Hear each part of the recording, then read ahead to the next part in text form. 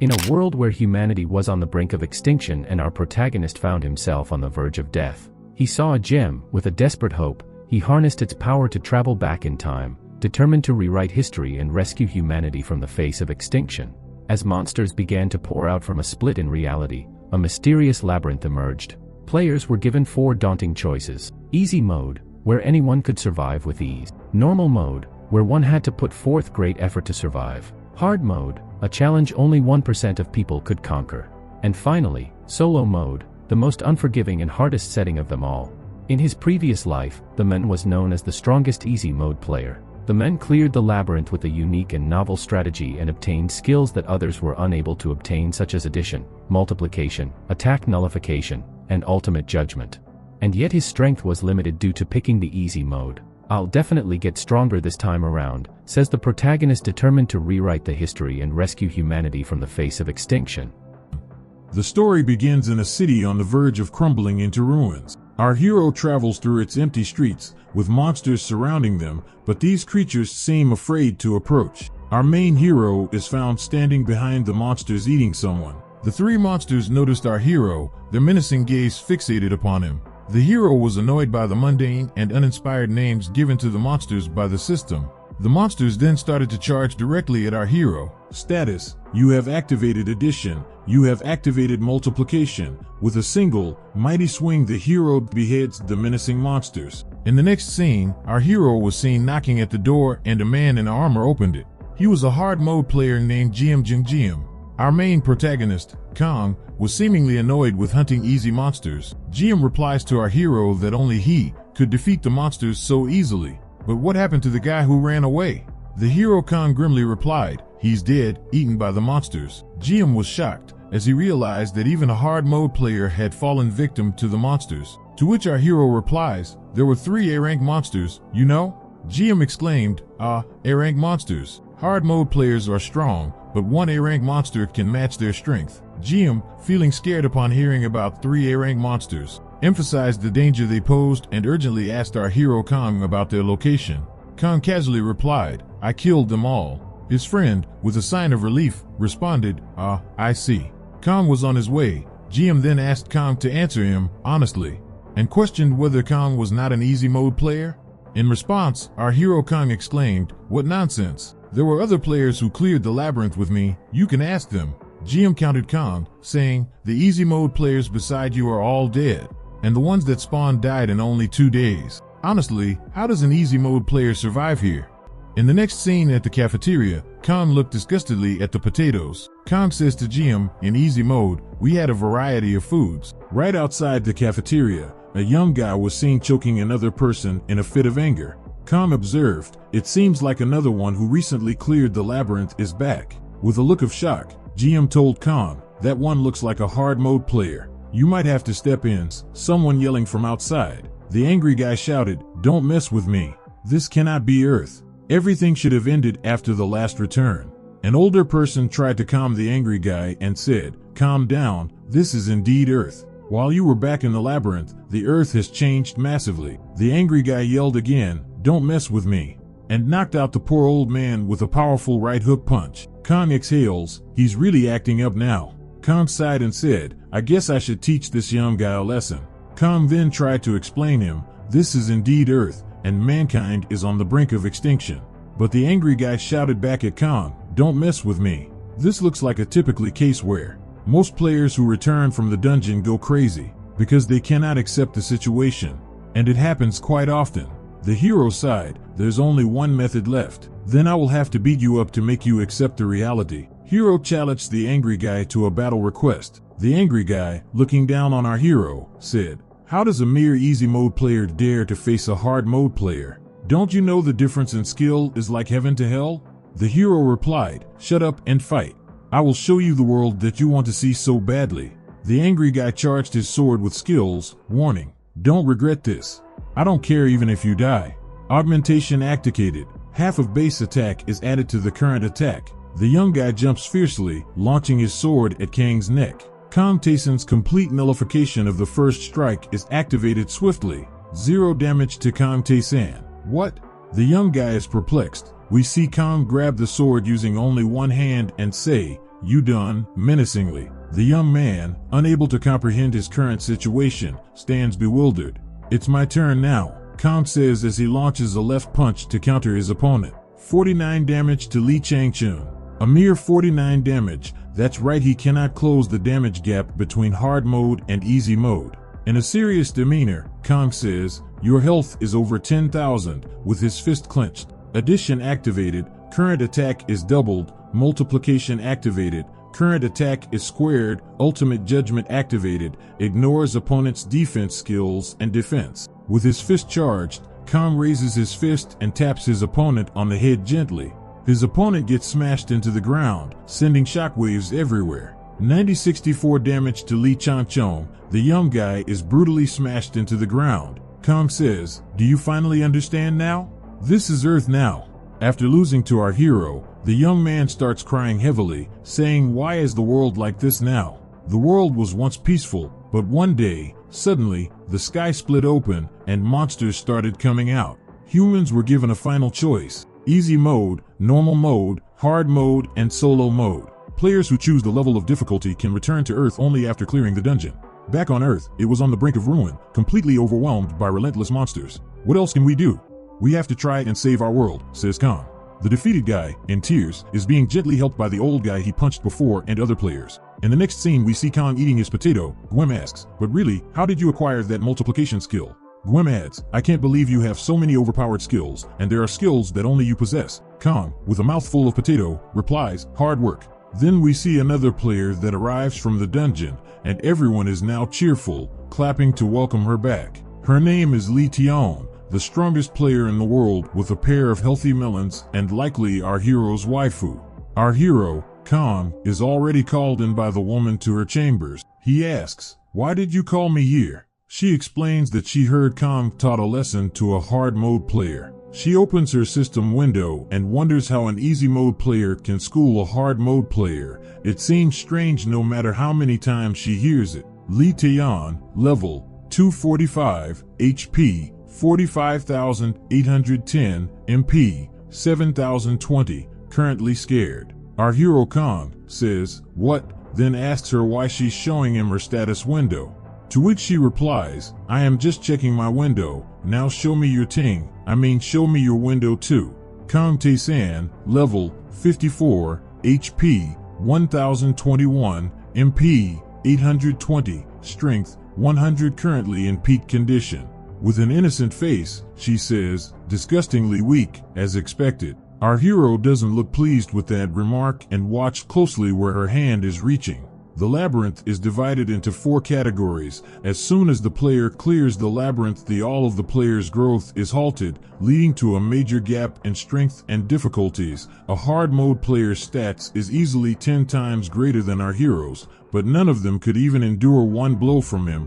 Reason begin the skills that our hero wields. The lady then grabs a pen and asks the hero to stay still for a moment. Li Tian activated augmentation, adding half of the base attack to the current attack. Then, Li Tian activated addition, doubling the current attack. Finally, Li Tian activated perfect aim, guaranteeing the next attack to hit. She then throws the pen towards hero Kang. Kang Tae-san takes 0 damage. "What did you do that for?" As an aftermath, there is a big hole in the wall behind him. To which the girl replies, "I just wanted to, never mind." Our Kang seems to have so many overpowered skills, so the girl asks, "You have 200 skills, right?" To which Kang says, "Around 230, yeah." The skills that our hero obtained was actually by strategically playing in the tower, and our girl regrets not doing it like Kang. She says it would have been better if they had focused on becoming strong like Kang instead of clearing the dungeon. To which Kang replies, "Who knows? All of that is in the past anyways." To that the girl says that is not necessarily the case. "Anyways, you are too strong." Tae-san's skills are strong, but most of them use stats as their base. If only he was a hard mode player, no, even a normal player. In other words, the current Tae-san could not use even half of his overpowered skills. In an unexpected twist, it was revealed that the next wave would begin sooner than anticipated. With each wave, hordes of monsters launched relentless attacks, overwhelming all defenses, leading to death of many people and their territory shrank. During the first wave, humanity suffered a devastating blow, losing soul to the onslaught of monstrous creatures. During the second wave, a chilling truth emerged as half of the hard mode players lost their lives in the unforgiving battle. In the face of the third wave's fury, our defenses crumbled, and we could only manage to protect a small city, and now the fourth wave was now about to begin. In the forthcoming wave, an ominous assembly of 2 S-rank monsters, several dozen A-rank creatures, hundreds of B-rank monstrosities, and the looming menace of an apostle possessing power surpassing even S-rank individuals is poised to make its dreaded appearance. Li Tian urged Hero Kong to take on the 2 S-rank monsters, while she bravely volunteered to confront the formidable apostle as they faced a shortage of fighters for the upcoming wave. Kong then went outside to deliver a grim warning to everyone, making it clear that the odds of survival in the upcoming wave were slim at best. As Kong quietly left the room, the girl whispered to herself, "You are strong, Kong. If it's you, then you could lead us to victory." Outside, tears flowed freely among the players, who had learned of the impending wave and the imminent threat to their lives. Sitting on the wall outside, Kong and GM shared a moment. GM admitted, "Surviving this long feels like a blessing, but in the next wave, we'll likely meet our end. If only we all played like you, Kong, maybe humanity would stand a chance." Kong retorted bluntly, "Blessing, my ass. We're all going to die." A crimson aura enveloped the city as the chilling truth was unveiled. The next wave had begun as hordes of monsters poured forth from the rift in massive numbers. Large leap activated. With a powerful leap, our hero Kong launched into the sky, ready to confront the formidable challenge of facing 2 S-rank monsters. Complete surveillance activated. From the sky, Hero Kang's surveillance skill allowed him to pinpoint the precise location of the 2 menacing monsters. Kong descended from the sky with a spectacular superhero landing ready for battle.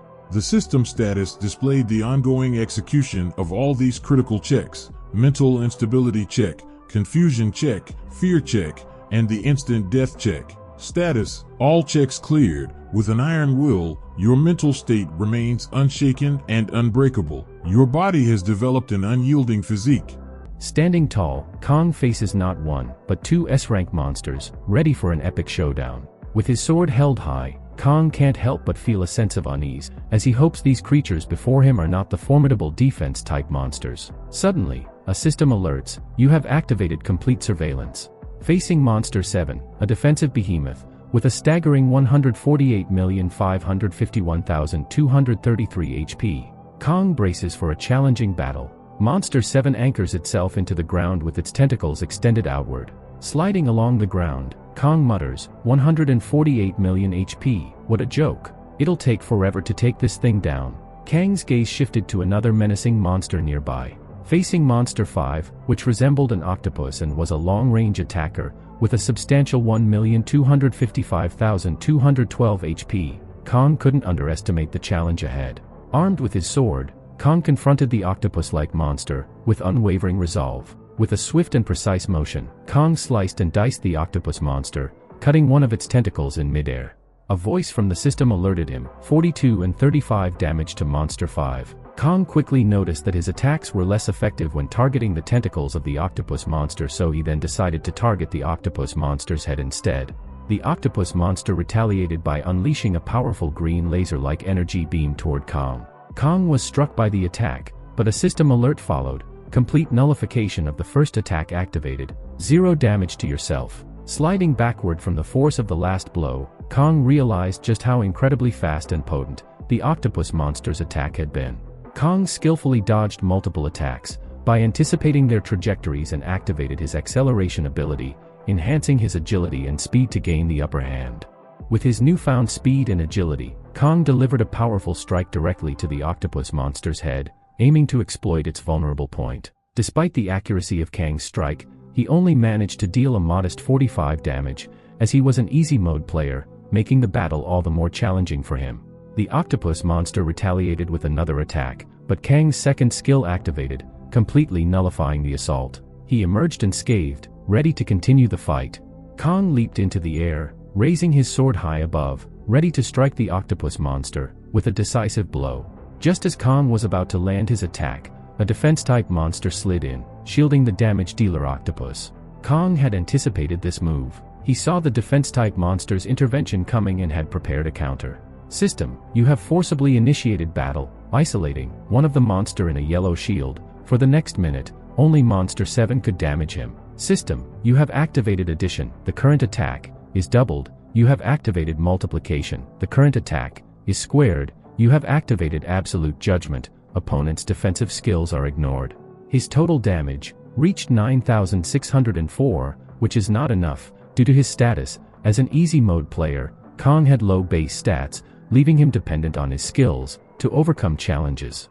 System, you have activated reset designated skill. The skill cannot be activated again for a month. You have reset multiplication. You have activated multiplication. The current attack is squared. But 9,604 squared is still not enough to reach 100 million, so he pushes himself to his limit. You have activated copy. The next attack will hit twice. He slices the monster in half. The monster 7 has fallen.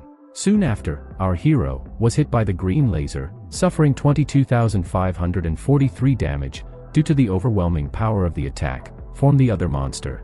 You have activated endure. Fatal attack is nullified. All damage for 5 seconds is reduced to 0. With all his nullification skills exhausted, Kong faced a daunting task. He needed to strike the monster over 25,000 times to accumulate enough damage to reach 1 million, with high MP running out. 600,000, 500,000, 300,000, 100,000, pushing his body to its maximum limit. Kong reached a state of complete concentration. His body and soul were one. Through sheer will, a miraculous power was imprinted on his soul. As he obtained the soul skill, 48 damage to the monster. After battling the monster for over a month, Monster 5 has fallen. God of all dimensions cannot hold their astonishment. With visible injuries and blood staining his attire, Kong decided to head back, noticing a red dot, which is a threat bigger than those S-rank monster. As Kong made his way back, he was met with a grim sight. All of his comrades lay lifeless. He couldn't help but wonder why. As an easy mode player, why was he the only one left standing? Even Li Tion, the only clearer of the solo mode, and the strongest player amongst them, had fallen, with her back against the wall.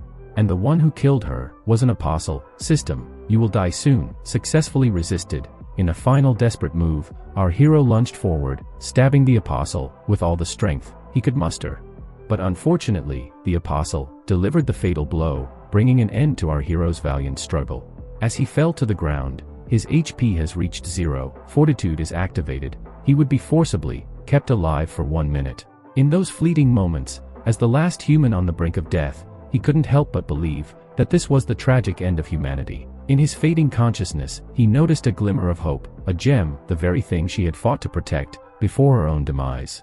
Summoning his final reserves of strength, the hero crawled toward the precious gem, humanity's last hope. System, you have activated last chance. One skill may be used, without restriction. He activated time stop. Time within 100-meter radius has been stopped for 2 minutes.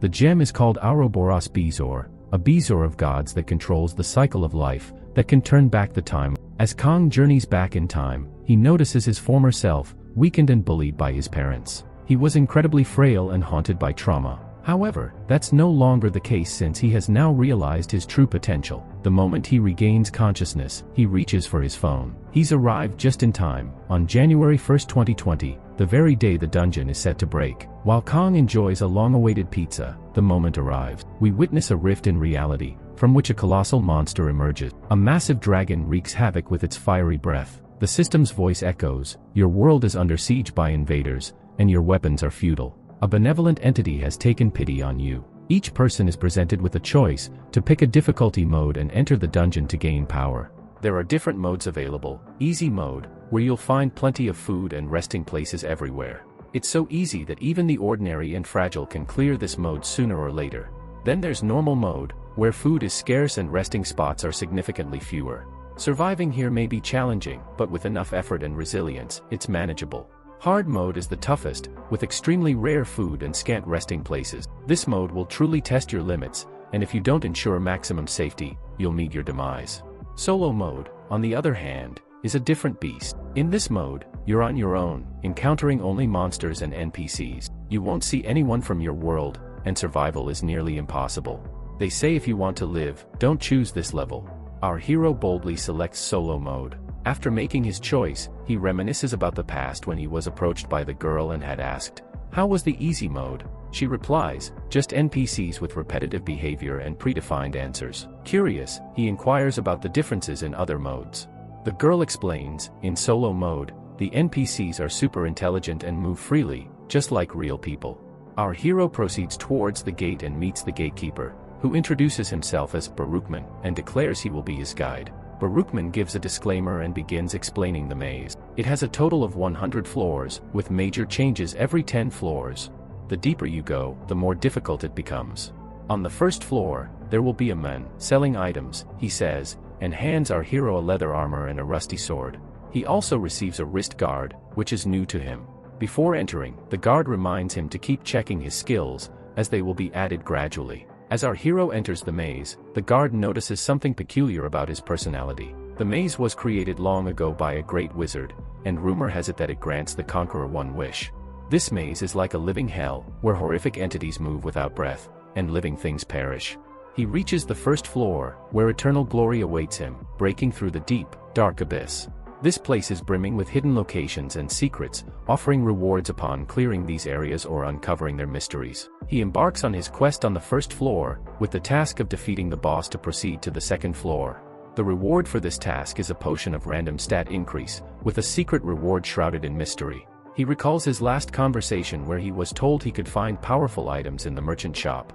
Back then, he didn't pay much attention, but circumstances have changed, so he decides to visit the merchant shop. The merchant inquires about his name, and he replies, Kong. After surveying the shop, he gives the merchant a piercing glare and remarks, "There's nothing in this room." The merchant retorts that it would take more space than this entire floor to display all the items, and he has no intention of showing his wares to him. He questions, "If you don't want to sell anything, why are you here?" The merchant, now clearly irritated, explains that he had no interest in this job, but due to the monsters, he had to leave his kingdom. He adds, "Even though I have no interest in selling items to you, if you come back alive, I may change my mind." He accepts the condition and asks if he needs to clear the maze to see the items, then promptly leaves. The merchant underestimates him, assuming he won't return, and relaxes. As he ventures further and explores, he hears a noise from behind, and suddenly a large rat appears. In this maze, a monster that was the fifth boss in easy mode is now just a regular monster, giving you an idea of the maze's difficulty. The rat attacks him, but he manages to dodge. He checks his stats and finds them lower than before, making it almost impossible for him to win. Now he understands why the merchant didn't show the items and insisted he must return alive to obtain them. The principle is simple: accomplish something that others can't, or achieve a feat that anyone will recognize, and he will be rewarded. He carefully analyzes the rat's movements and its surroundings. As the rat is about to attack again, he simply raises his hand, revealing a bracelet. The rat bites it, and the size of the rat diminishes. He swiftly eliminates the rat. Upon his return to the merchant is shocked, as he didn't expect him to return alive. The merchant is shocked, seeing Kong alive. "This guy is still alive," says the merchant subconsciously. Kong replies calmly, "So you were wishing I was dead?" The merchant replies, No, I don't mean that." Kong presents the leather and meat of big rat that he killed earlier. He offers merchant where he buys these things and asks how much they're worth. The merchant is still shocked to the core. He asks did he caught it, and not tried to run away. With eyes open, Kong replies the point is he caught it, stop acting so surprised. The merchant analyzes the meat and finds that it's real and of best quality and perfectly caught. Since Kong has fulfilled merchant condition, as promised before, he agrees to open his store for Kong. Kong asks what are the items that he sells, to which merchant replies he sells almost everything. Kong asks for a tower shield. Merchant asks which one he needs. Kong answers, the big one so that he can carry it with both hands. Merchant adds, why would you need shield out of all other things I sell? Kong replies, to attack all at once. Merchant accepts the answer and decide to open the golden door. He pulls a big shield from door and asks if that was okay. Kong replies, it was more than I thought, as it could be only acquired from 7th level. The price of shield is 500 gold, but Kong had only 243 gold. Since it was not enough, he need to catch 7 more to but that.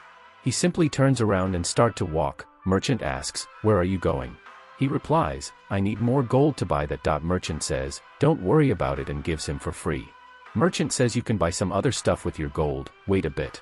Kong is surprised, as it was unexpected scenario and unusual gesture from Merchant. Ken asks Merchant, why is he giving all these things? Merchant replies, it's an investment, and tells him to make a choice. Most of item were liquid portion, which increases offensive power, like increasing speed and so on. It's hard to get liquid portion on solo mode and utilization is very high, as liquid potions can pose a trap, and he change his mind to buy a bow. He sells his leather and buys bow and arrow. The merchant blushes and smiles and give it within a second. Merchant says, it is impossible to recover stamina in Labyrinth, but there is a fountain, where you can recover stamina, as much you want as long as you are at first level. He gives Ken location and adds, there is crazy oldie there, but I am sure you will be fine. Lee Tae-yun also got the information regarding the Fountain of Life, but he showed an attitude of contempt and reluctant, as if she is going to starve if she goes there. He thought why the attitude has changed. He assumes killing Big Rat might be the reason for it. Spirituality raising skill gets activated and agility is increased permanently by 1. He also gets other skills that one can only get at 20th or 30th level at easy mode. A miracle-like power is added as he got spiritual increase skill. Whenever Ken find himself in problem, he keeps moving forward. So this time he does the same. There should be the fountain after walking through the passage. But suddenly a big rat appears. He gets surrounded by them. It was an ambush.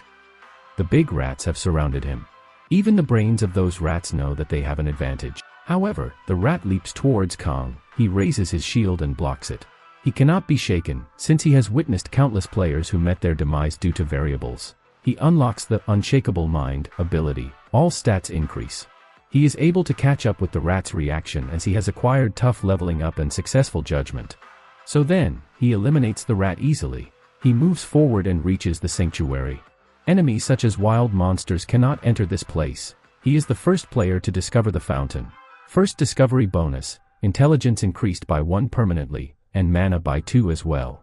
This is the safe zone, aside from the shop, because no monsters can enter these places. He moves toward the fountain and drinks.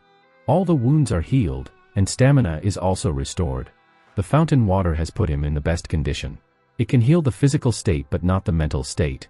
Yet, Kong needs to rest for a while. Next day, he checks the community post for new updates. All the articles were written by solo players, and all are about entering it and asking what types of monsters there are. It's been a day since the labyrinth opened. Full-scaled solo player entry will be in 1 month from now, so there should be many people alive right now. Solo mode has a reward system that is proportional to difficulty. Despite missing out on many rewards by defeating the boss through unfair methods, Lee Tae-yun is still the strongest player. Kong wonders how it will turn out.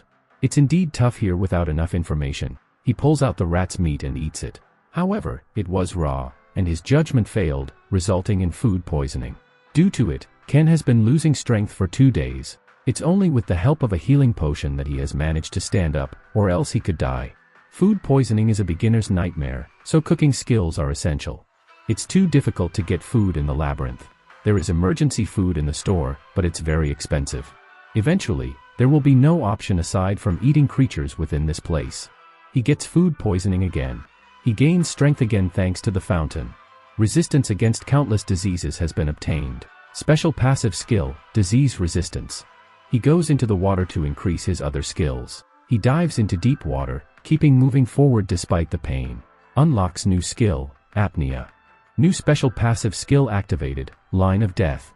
An active skill to increase respiration and provide a significant amount of air when needed in emergencies. It's extremely rare to get those skills at once, so it's not a bad result. The proficiency is already at 54%. He wonders if those skills can be inherited. Is power imprinted on the mind rather than the body? However, other skills like cold-blooded or insight have only 1% proficiency. Incomprehensible things happen here. One cannot stand if he keeps thinking about death. He keeps working to acquire more skills. Kong Jun asks, is this the right way? Kong Taesin replies, high risk, high return. Now is the time to do it. Since Kong Jun is not sure what to do, Kong adds, follow whatever your mind tells you, but you're going to regret it. Ken unlocks non-breathing and activates it. There exist different types of skills, some are single individual skills, and some are combination skills. It means that when a certain skill meets a certain condition, it motivates the evolution of a few skills. In the non-breathing condition, it's only to a certain extent, like holding your breath while doing things. Special activation skill, 1 breath attack. Ken has acquired more than 10 skills. He acquires the skill player. Kong realizes that humans also have their own tempo that they follow before acting, similar to the rats he encountered earlier. Non-breathing attacks help that tempo to be more swift and easy to change. It was the skill that Ken often used before going out of the labyrinth. He checks his level and gets shocked. Li-Tei's agility was 13 when she passed the first level, and currently, Ken's agility level is 21. He is far more agile. Tries to create a main skill. A main skill is usually a skill with higher values than 10 skills combined together. Plus, it also gives him the capability to improve the lacking parts in the stats. For example, it can multiply or add offensive power, help identify hidden elements, prevent attacks, or stop time, etc. Due to its powerful capability, there are some conditions and requirements that are picky. For example, the skill Full Recon needs 2 or 3 evolutions of the Spy skill, but it's possible to create a main skill on the first level. A big rat appears and starts attacking Ken, dealing some damages.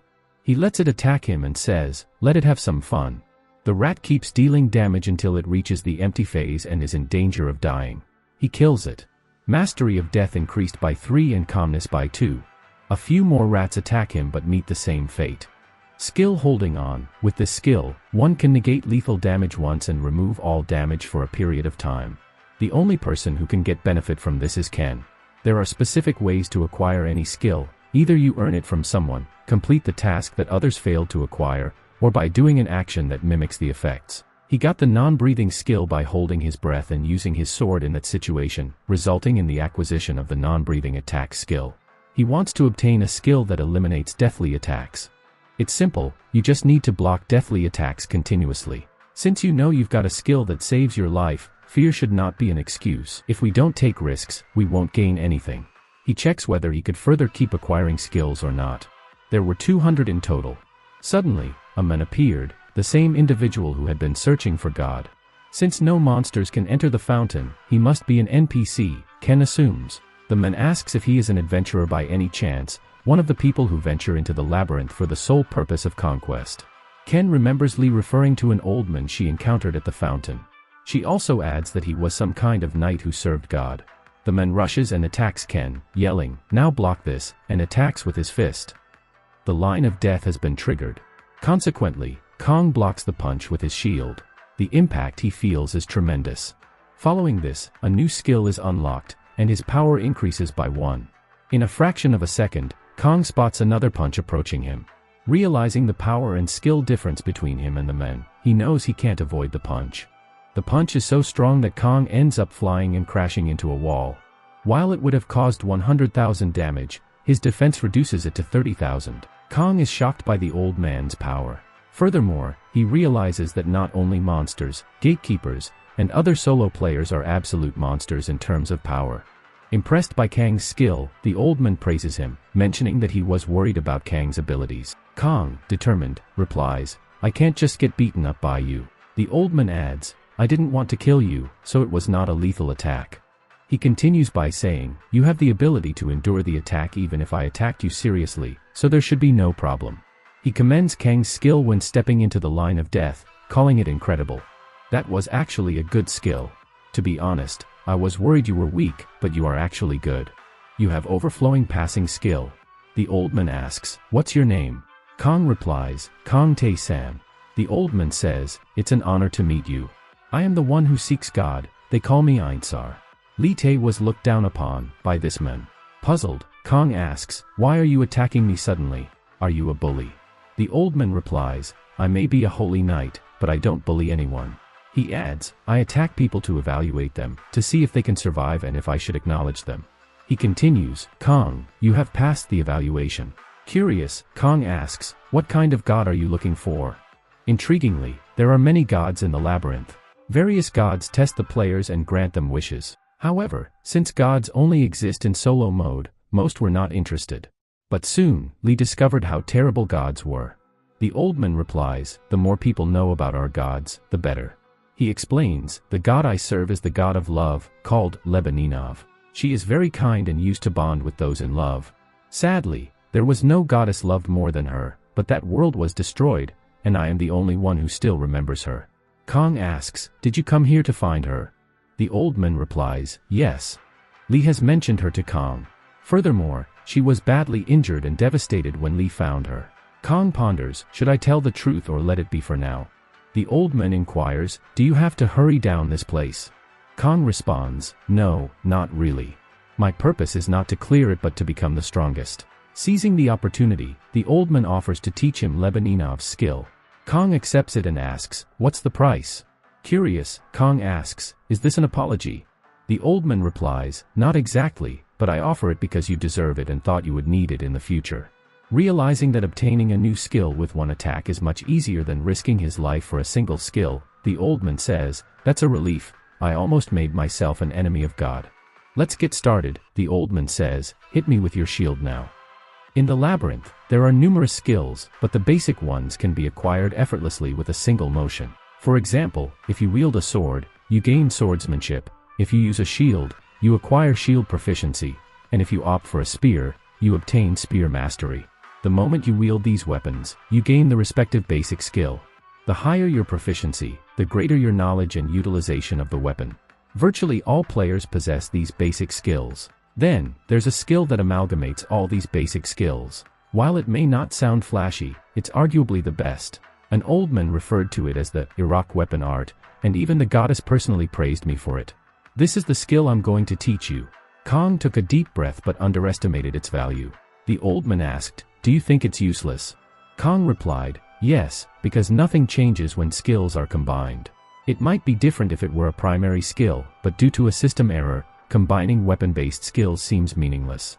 The old man then asked, how much bonus attack power do you have? Kong replied, just one. The old man smiled and said, how cute. You should have 4 in total. Kong added, I have my basic attack power, so that should be right.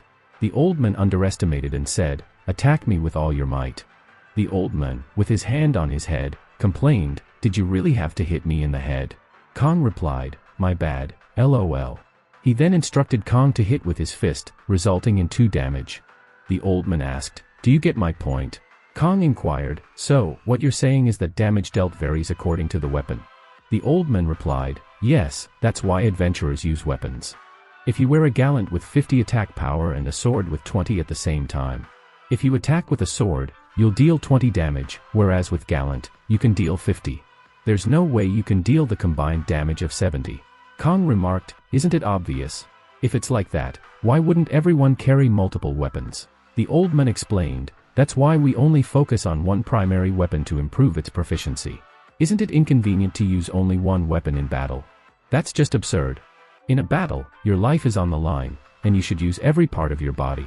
Kong asked, but when that happens, due to the system error, you end up dealing low damage, right? The old man confirmed, yes, but our church, which serves the goddess Lebenovov, doesn't like that. My body is my weapon, and my weapon is my body. After years of research, I finally developed the Iraq weapon art. Not only does it allow you to combine basic skills, but it also combines the total attack power of your equipment. Kong was shocked. The old man continued, in other words, if you have a sword with 20 attack and gallant with 50 attack power, you'll deal 70 damage no matter where or what you hit. Kong asked, what about the range of application? The old man explained, it doesn't just apply to weapons but to all parts of your body, whether you hit with your hand, bump with your shoulder, or kick. Doesn't this mean that your whole body becomes your weapon? With this art, you can use all the equipment that was previously considered useless. It might not seem like much, but as you progress through the labyrinth and obtain higher grade equipment, Kong realized the tremendous potential of this skill. It can even be considered a primary skill, the old man stated. I understand how patient you are, but this is something an ordinary adventurer can't acquire even if they work their whole life. Are you interested? The old man asked. Kong replied, yes, of course. The old man instructed Kong to relax his body. Like other skills, this one was created by himself, making it easy to pass down.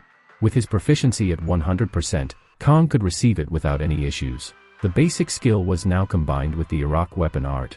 Basic skill, swordsmanship combined with Iraq weapon art. Kong felt various techniques and information rushing into his brain. He had never thought he could acquire a skill this easily. You received the skill from the creator of the Iraq weapon art. You have acquired the highest level skill, Iraq weapon art. Highest level skill, Iraq weapon art. Proficiency, 1%. It was a skill that dealt with both weapons and the body. It can even be considered a main skill. It deals with both weapons and the body. It is still in an immature state, and there's likely to be a loss in the transmission of power. The old man gives Kong a ring and tells him to train every day for better results. Faded ring. Attack power +1. It looks like it's worth a lot and has been worn for a long time. Kong says with gratitude, it's more than enough. In the past, I would have discarded it, but it's worth much more now. The old man says, I have given you everything I could. But since you can't go to the 3rd floor right now, it's much of the same path.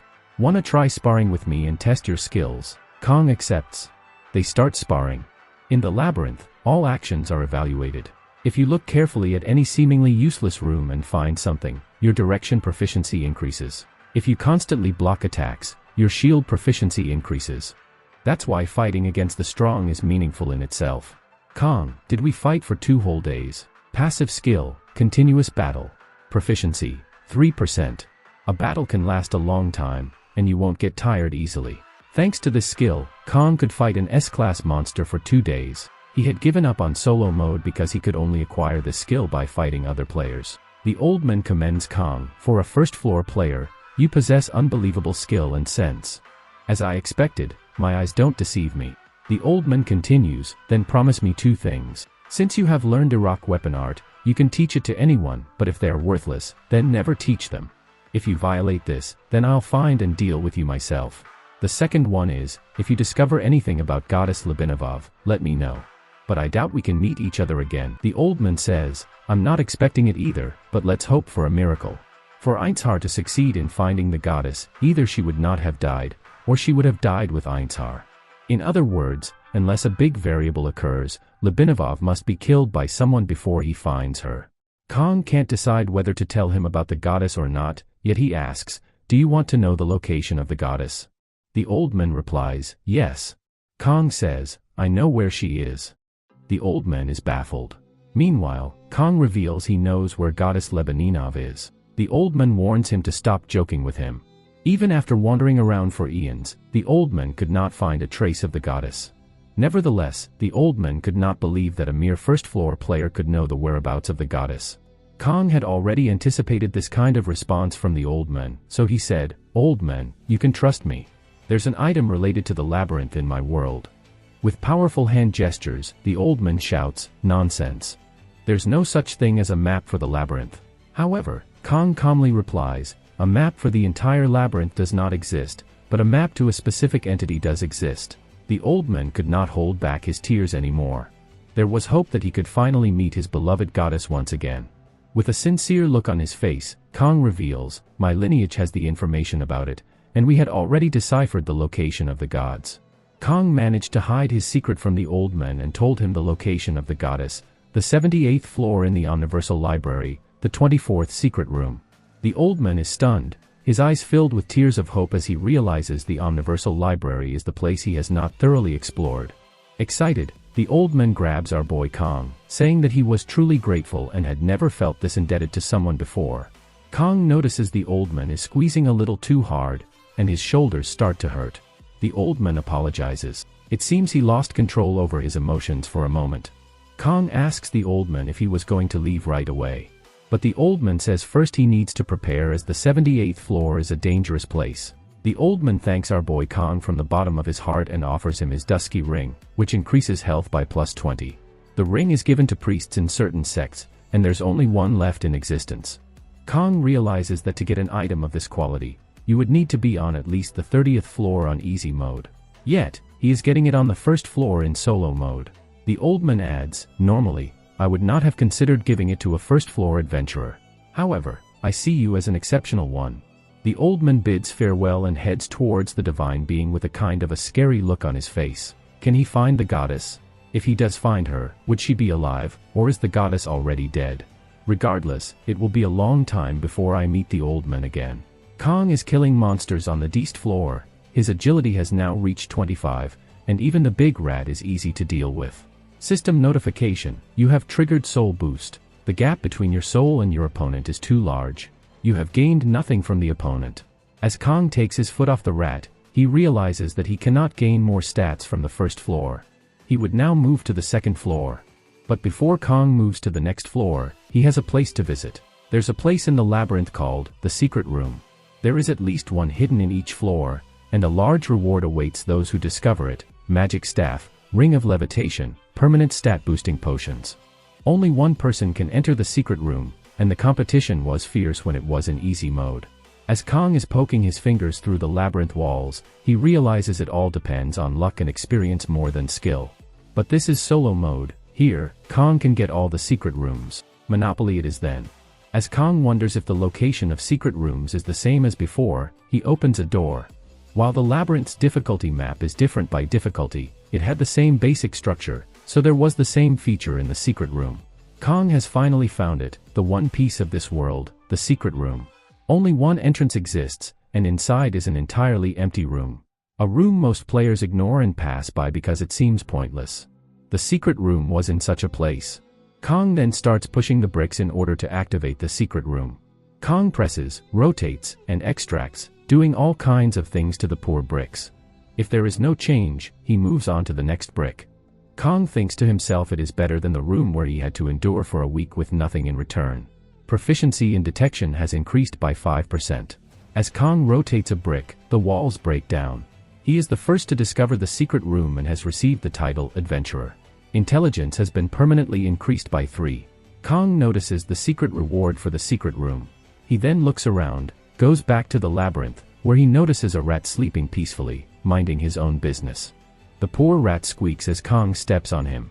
Kong grabs the squeaking rat by the tail, and as the rat squeaks his final squeak, it gets thrown into the secret room by ruthless Kong. The poor rat triggers a weight trap and gets hit with a fireball and arrow. Kong notices the trap is not that difficult and passes by the poor rat's body. He then grabs the incoming arrow by his hand. Since Kong only had like 7 arrows, he decides to steal the arrow from the traps. Kong is catching the arrows left and right. He notices that it is getting tougher by the minute. Buying all the arrows from the store would have been a waste of money. Free stuff is never easy to come by, huh? Says Kong, grabbing poison arrows by his hand, paralysis arrows, and all sorts of arrows flying towards him. He was delighted with all the free arrows and then went back to the first trap once again. The arrows come flying in once again, and we see a satisfied Kong storing about 100 arrows in the inventory. No one cheats the system like our Kong. Kong now finally decides to head towards the treasure chest. Kong could easily block the arrows with his tower shield and run, but this place is a maze, so Kong decides to show a near-perfect execution. Kong perfectly dodges all the arrows, and as he reaches the 9th brick, 9 arrows are shot towards him from the back. Kong activates Breathless Attack. He has freedom of breath for the next 10 seconds. Kang's proficiency of vision has increased by 2%. As Kong is moving forward, more arrows are flying towards him from all directions. System alert, you heightened your senses in a crisis. You have obtained a special active skill, Sensory Enhancement. Kong blocks the arrows with both of his hands moving forward. The arrow arrives at point-blank range, which is impossible to dodge. You have activated Deflection, the next attack will be deflected. Finally, Kong takes 8 damage from the arrow. He ignores the damage and keeps on moving forward, grabbing and dodging arrows, and finally triggers the final trap with his feet. Kong is shocked as hundreds of arrows come flying towards him. Even the ruthless Kong is rattled at this point. As he realizes that he would not be able to dodge all the arrows, he then uses his hand as a shield and takes a lot of damage. His blood is dripping down the floor, and Kong is bleeding. Your health is continuously decreasing. System alert, you have experienced terrible pain. You have gained a special active skill, Pain Reduction. As Kong stops the bleeding with some bandages, he has only 54 horsepower left. Kong notices a lever and pulls it down, which disarms all the traps from now and for the reward. It looked like a magic item. He takes the staff out of the chest, realizing that it is an item available on the 10th floor even in hard mode. It's the Staff of Flames, a staff used by novice wizards that can cast a basic magic fireball. Even at the start, the Staff of Fire is of much higher value compared to other items.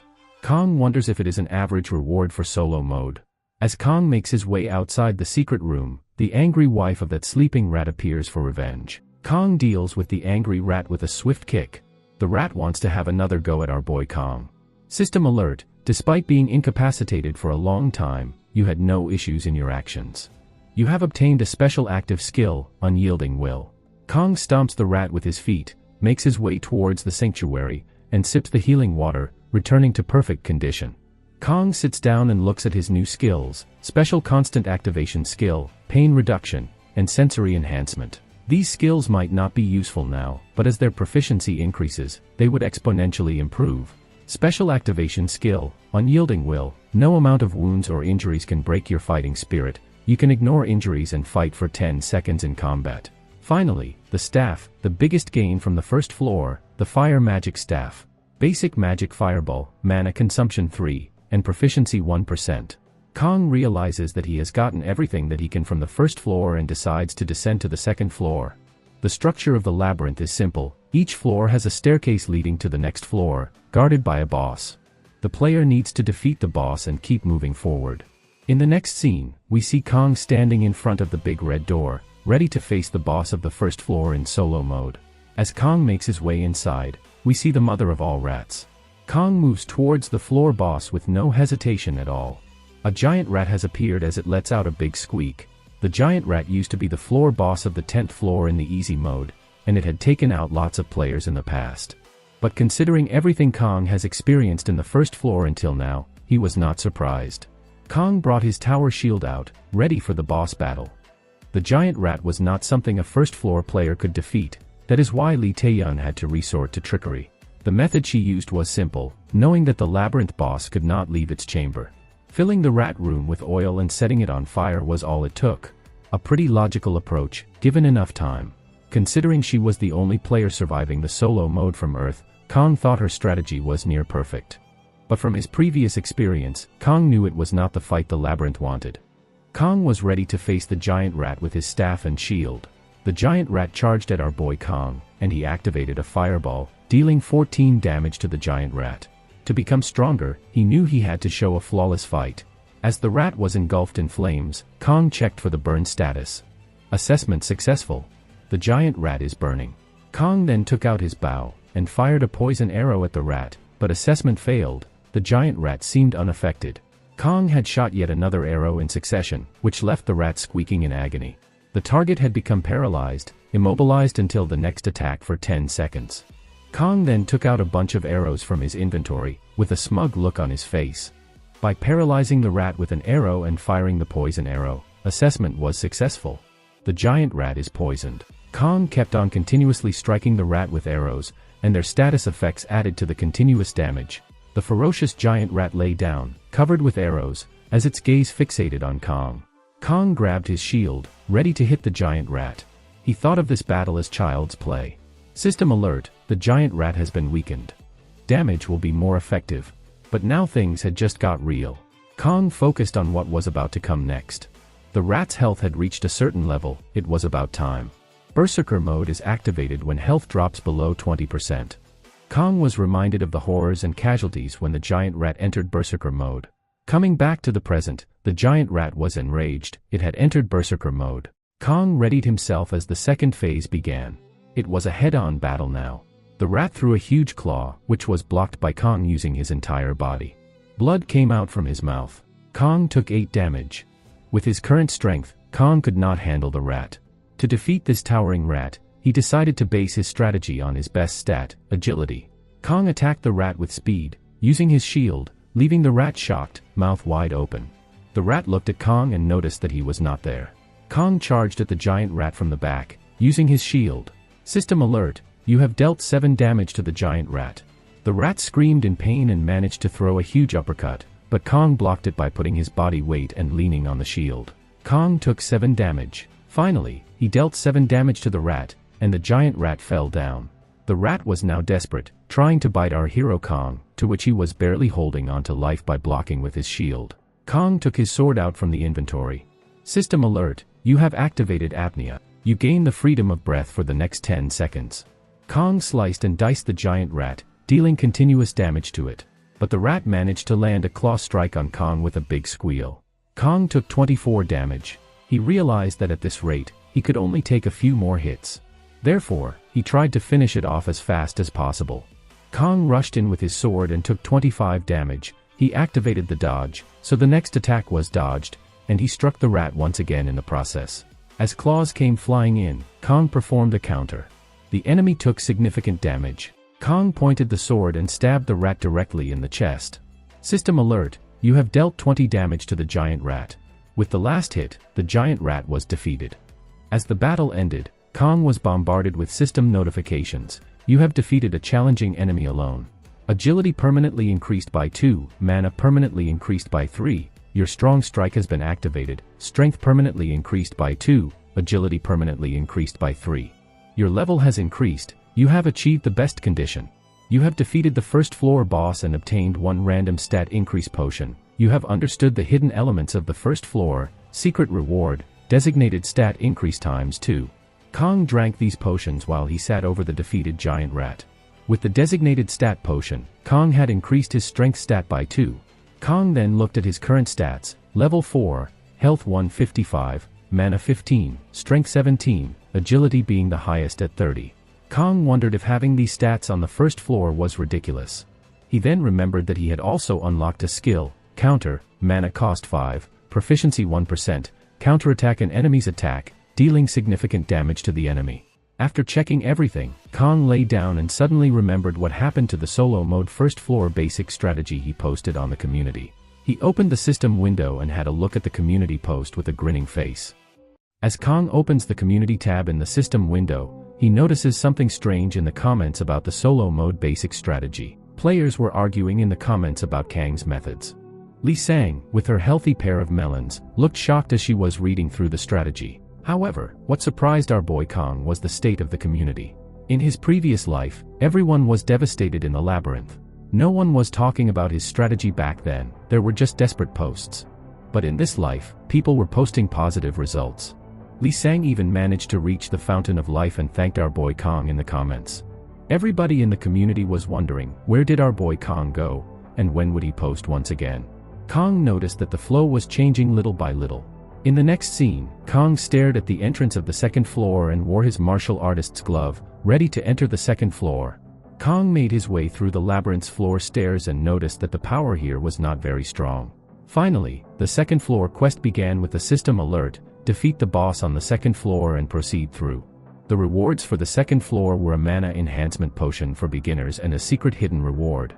As Kong opened the system window once again, he was bombarded with notifications. The notifications were filled with gratitude from the players, thanking our boy Kong and asking for more help. Kong was perplexed by the sheer amount of messages that he had to respond to. Kong Jun Hyok requested to speak with our boy Kong Taeson. As he accepted the request, they were transferred into another dimension where they could speak. Kong Jun Hyok expressed his gratitude towards Kong and thanked him for his guide for the first floor. Kong did not expect that people trapped in the labyrinth would undertake extreme challenges just by reading the posts in the community. I had no choice, Kong Jun Hyok replied nervously. It was either to follow your advice or die of starvation. He replied, you know it too, if you don't go into the labyrinth, you can't get food at all. There was no answer from people who entered the labyrinth. Then he asked our boy Kong to give him some food, but Kong did not respond, and our boy asking for help seemed kind of desperate.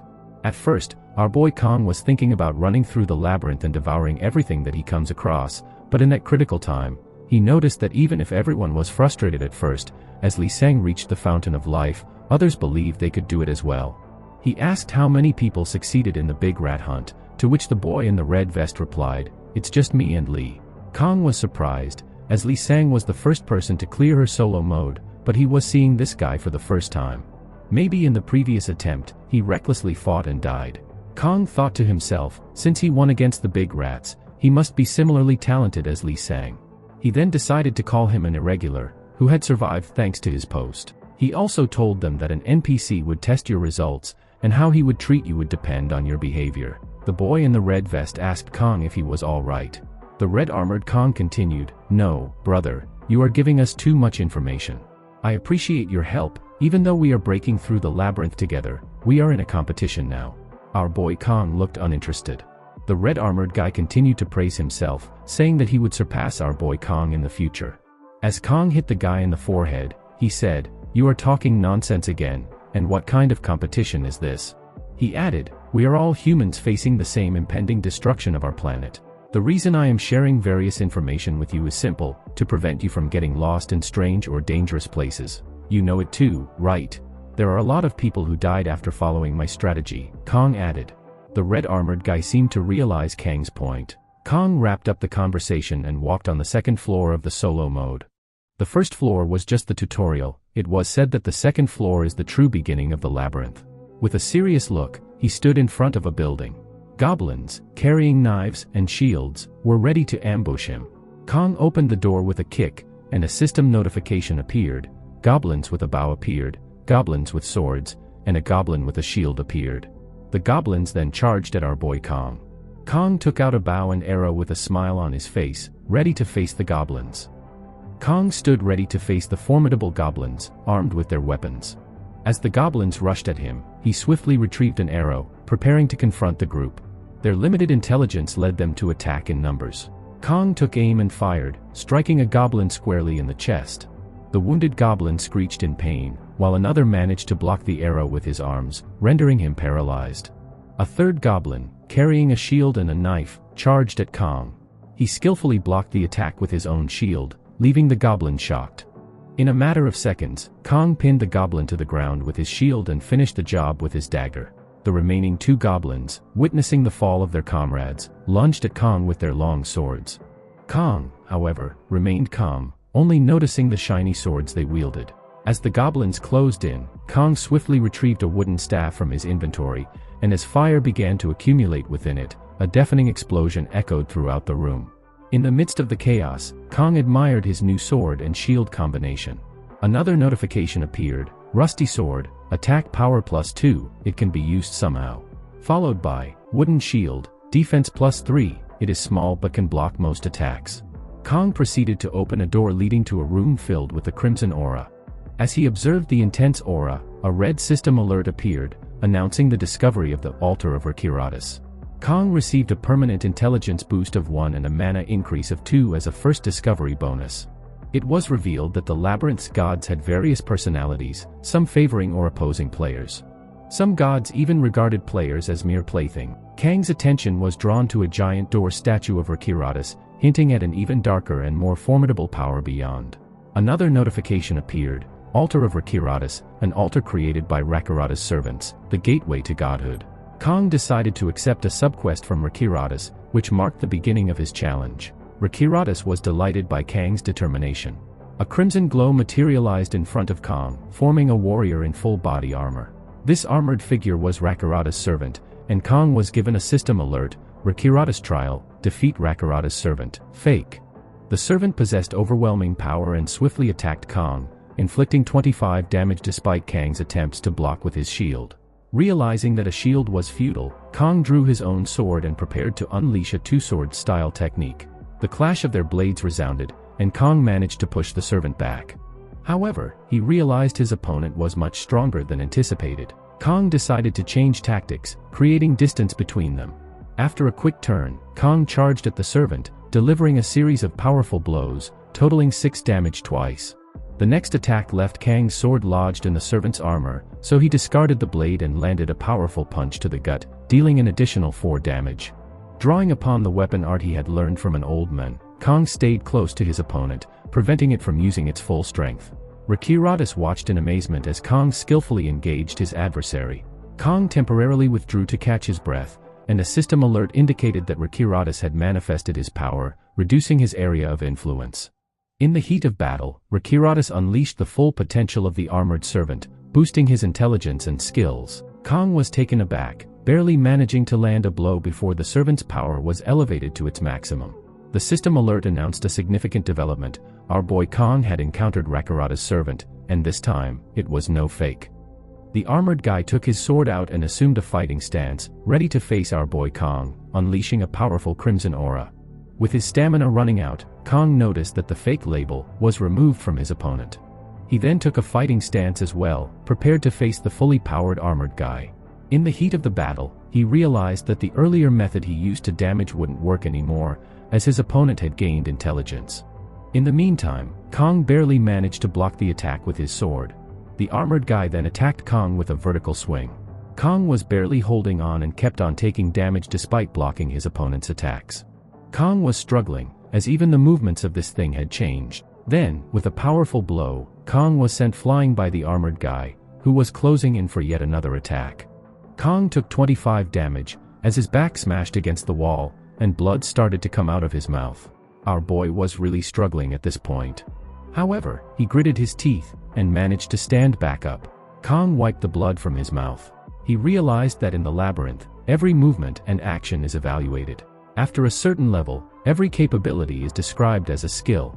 As Kong finished his train of thought, the armored guy gave a puzzled look at our boy Kong. The armored guy looked at the powerful fighting spirit emanating from Kong. Kong, with a determined look on his face, realized that in terms of words, his opponent was miles better than him, but he had another trick up his sleeve. He had summoned the wooden staff from his inventory. Kong then cast a fireball spell at the armored guy, from a very close range. However, the magic attack was nullified by the armored guy with a single slash from his sword. To his surprise, Kong had disappeared from his line of sight. As the guy looked puzzled, Kong managed to get behind him, ready to launch a full swing from behind. Finally, Kong managed to deal 6 damage to Rakarada's servant. The armored guy rushed our boy Kong with another attack. However, Kong was unfazed by it, so he activated a skill. The next attack was blocked. In quick succession, the armored guy went in for another slash, dealing 15 damage to Kong. With eyes full of determination, Kong activated his non-breathing attack. As the battle continued, Kong managed to land several attacks on his opponent, and took 11 damage himself in the exchange. As he was attacking his opponent consecutively, he acquired a skill for consecutive attacks. Kong then hit his opponent with a fireball attack on the head, dealing serious damage. Rakarada's servant had been injured with a burn. As the battle continued, Kong had remaining mana of only 5, and his stamina was at 70. Kong realized that he had reached the point of no return, so he charged head-on to attack the armored guy in a face-to-face battle. Kong jumped up with both of his swords at the back, leaving his frontal area vulnerable. Capitalizing on this weakness, the armored guy struck his swords through Kang's chest. It was a fatal blow, as Kong had taken 80 damage from this attack. The skill holding on was activated at this point, and the deadly attack was nullified. All the damage was reduced to 0 for 1 second. By creating this scenario, Kong pushed both of his swords against his opponent's neck. He did not stop and kept on applying his maximum power, going beyond plus ultra. Kong had finally managed to behead the armored guy as his helmet lay on the floor. Kong finally took a sigh of relief. The spirit of the armored guy commented, "It was a great fight, brave one. System alert, you have won against Rakarada's servant." Rakiradas was satisfied, to which Kong said, "Satisfied? What a cheater." Changing the quest all of a sudden in the first place was petty. A golden aura appeared around Kong with a bunch of system notifications. You have gained an enormous amount of experience. You are moving on to the next level. You have evolved into your best form. You have single-handedly beaten a strong opponent. Your spiritual ascension has been activated. Kong then opened his status window, to see how much stronger he had gotten. Kong noticed a huge increase in stats, plus 30 in stamina and 5 in mana. It was a lot. Kong checked his status window once again. For a reward from his previous life and death battle, system alert, you have passed the ordeal of Rakiradas. Rakiradas desires to give you a reward. Kong noticed a crimson aura in front of him. Rakiradas presents you with a reward. You have been rewarded with Rakarada's ceremonial sword. Kong could not believe his eyes. He was surprised with the sword, and the fact that he managed to receive it at the second level. Since Kong had passed a hard trial, an additional reward was given. You have acquired a passive skill, Evidence of Struggle, Mastery 1%. You have proven your fighting spirit. This could be strengthened from a fight with an enemy. As Kong was standing there with Rakarada's crimson sword, he saw an orange notification pop up. Rakiradas was offering him an apostle's contract. Kong contemplated the apostle's contract, searching for an explanation in the notification box. Carefully considering, he debated accepting Rakarada's contract. Reflecting on God's behavior in the Tower of Gods, Kong entered deep thought. Sweating, he faced Rakiradas, the god of death. With limited information, Kong realized Rakiradas sought to make him a puppet. Our boy firmly refused Rakarada's contract. Surprisingly, the notification box persisted, presenting a sub-quest on killing second and third floor enemies. Deciding against it due to Rakarada's betrayal, Kong turned down the quest. Speechless, Kong reluctantly accepted the sub-quest as Rakiradas insisted. Rakiradas, amused, smirked at our protagonist's choice. In the next scene, we returned to the old man's shop. Curious, he questioned my swift return. Khan needed to make a purchase, for gold coins were tossed, securing costly potions. As I stashed the items, the old man spotted my sword. Informing me, the old man speculated that Rakaratas, the pervert, was fixated due to a love for combat. Khan, surprised, inquired further. The old man, acknowledging Rakaratas, revealed he knew about the god. Khan then probed about the apostle's contract. Drawing from his cigar, the old man asked if Rakaratas truly offered an apostle's contract. Refusing it himself, citing a lack of explanation, he couldn't provide more details. With a serious demeanor, he admitted being just a store owner, unable to disclose tower secrets. The eternal store confinement, he explained, resulted from the binding contract. Concluding the visit, Khan bid farewell, promising to return to the old men next time. In the upcoming scene, Khan activated the system window to engage with his waifu and the red guy. They wore somewhat disdainful expressions when I inquired about their encounter with the old guy. The red-armored guy disclosed that the old men not only spat on his face but also ignored him completely. The old guy emitted an immense aura that left the red guy frozen in the same spot. Our waifu shared that her charms had no effect on the old men. Despite this, the shameless red-armored guy didn't back down.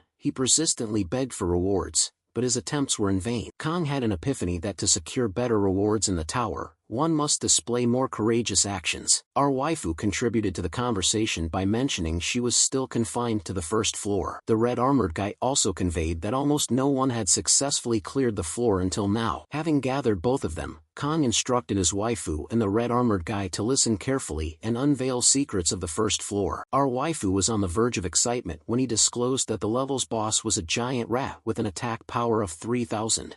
As Khan prepared to leave, he warned them to be cautious against the formidable boss. Motivated, both the red-armored guy and our waifu geared up to solo clear the first floor. Khan reopened his system window, marking the beginning of the subquest. Now, Khan stands on the next floor, a peaceful and quiet environment. Ready to stir up chaos with a wooden shield and the crimson sword. Jumping into the new floor, Khan faced goblins hiding behind walls and trees, ready to ambush him. With loud screeches, the goblins attacked. Khan raised his crimson sword, activating a new skill as the system alert signaled evidence of struggle. In one swift move, Khan critically struck all the goblins, landing like a frog on one in apparent distress. Using the skill brought mental clarity and a surge of power. Eyes closed, he blocked a surprise attack from behind and effortlessly pushed away an armed goblin. The once serene tower now echoed with goblin blood. Having defeated all the goblins, Khan noticed something peculiar, an undiscovered golden door. Inside, he found a giant tombstone. System alert, you have found a tomb of a warrior.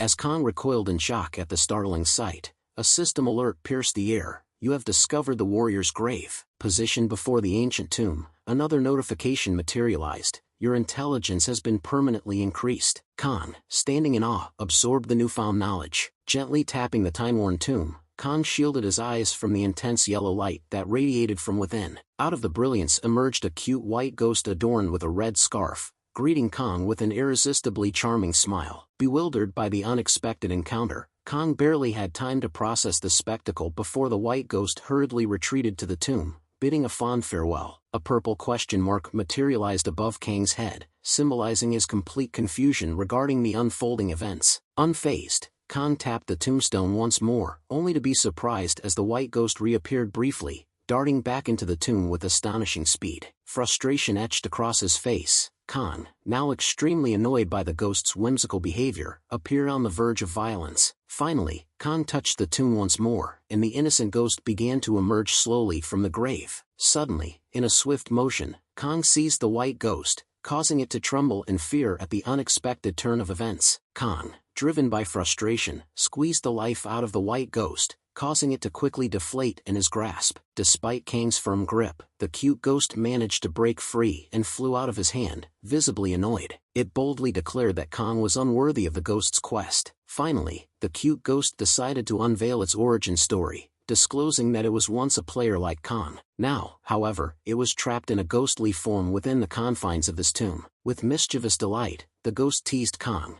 asserting that compared to his former player self, Kong was just a weakling, a nobody in the grand scheme of things. Kong, astonished by this revelation, contemplated the fact that this ghost, unlike the elderly man he had encountered earlier, was once a player. Yet, he found the ghost's aura lacking the grandeur he had anticipated. Unfazed by the ghost's banter, Kong sternly demanded it to cease its chatter and simply provide him with the quest. In response, the ghost yelled back in a cute manner, advising Kong not to act like a bad-mannered person. The ghost continued its tale, revealing that it was trapped in the tomb, bound to give quests to players. Kong, wearing a puzzled expression, listened as the white ghost declared it wouldn't grant its quest to just anybody, further deepening the mystery surrounding its enigmatic character. Annoyed by Kang's persistence, the white ghost started flying in circles, urging Kong to leave, insisting that it would not bestow any quest upon him. Having reached his limit with the antics of the white ghost, Kong was prepared to leave. However, as he turned away, the Rakarada's crimson sword in his possession sparkled with an intriguing radiance. Witnessing the sparkle, the white ghost, now relieved, bid farewell to our boy Kong. Simultaneously, a sudden realization struck the ghost like a bolt of lightning. The cute ghost's eyes widened as it noticed Kong carrying the prestigious crimson sword, the very blade of Rakarada's. A paleness overcame the ghost as the truth dawned upon him. Kong had successfully cleared the Rakarada's trial. Aware of Kang's formidable strength, the ghost's demeanor underwent a rapid transformation. It began to act giddy around Kong, recognizing the newfound power in their unexpected companion. However, despite the cute ghost's pleading, Kong stood firm, expressing his reluctance to undertake the ghost's quest. In an attempt to sway Kang's decision, the white ghost disclosed its past as an excellent warrior skilled with the sword. The ghost narrated how, while confronting a formidable adversary on an upper floor, it faced defeat. Seeking respite, it retreated to the 10th floor to rest and regain strength. Unfortunately, his story took a tragic turn when he was unjustifiably killed on the 10th floor while he was peacefully asleep. Kong, puzzled by the circumstances,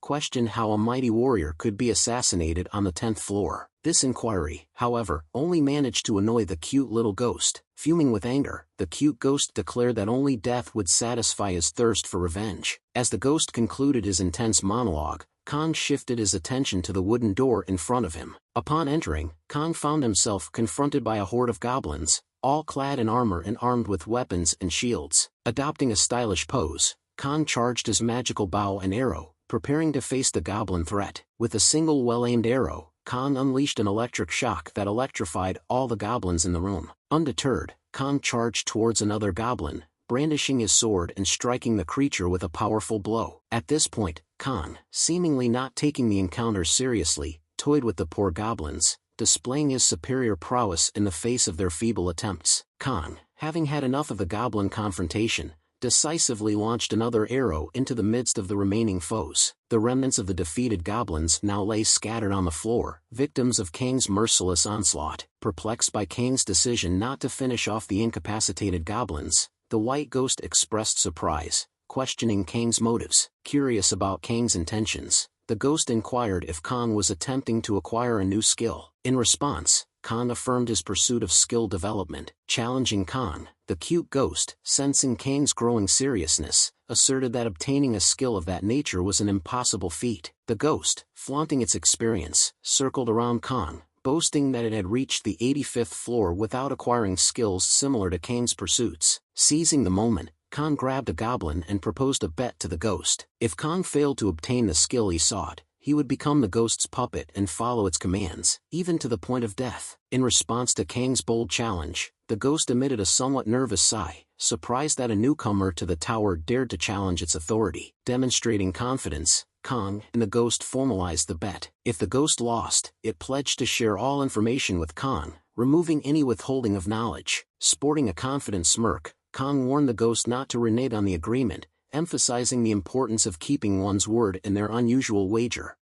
The white ghost, thinking victory secure, let out a big, evil laugh, believing the bet with Kong was already won. Fantasizing about making Kong walk like a dog on the floor and be called master, the cute ghost reveled in joy. Imagining all the dirty deeds he could make Kong do until his demise, The cute ghost soared through the air with delight. Flying toward Kong, the ghost asserted there was no point in trying, urging Kong to surrender. Kong, undeterred, queried about the skill battle. In response, the cute ghost affirmed knowledge of the basic skill, where parties agreed to fight without interference. Kong disclosed plans to obtain a similar skill, prompting the ghost to dismiss it as a lie, deeming it impossible. Striking the somewhat relieved goblin, a system alert emerged. You have obtained the conditional active skill Forced Battle. Witnessing this, the once confident white ghost was shocked to a degree as if life had left its body. The skill, Forced Battle, proved extremely overpowered in group fights, serving as the main skill to eliminate all sorts of debuffs. Sweating profusely, the cute ghost confronted Kong, who displayed his system window showcasing the newfound skill. The poor ghost, flabbergasted at this development, had its eyes glued to the system window, wondering how Kong obtained such an overpowered skill. Kong revealed that not everyone possessed the skill, and its learning conditions were comparatively easy to achieve. He confidently asserted knowing how to unlock insanely powerful skills as well. In a confident demeanor, Kong reminded the ghost of the bet it made. The cute ghost, showing a defeated look, acknowledged losing the bet and prepared to reveal everything to Kong.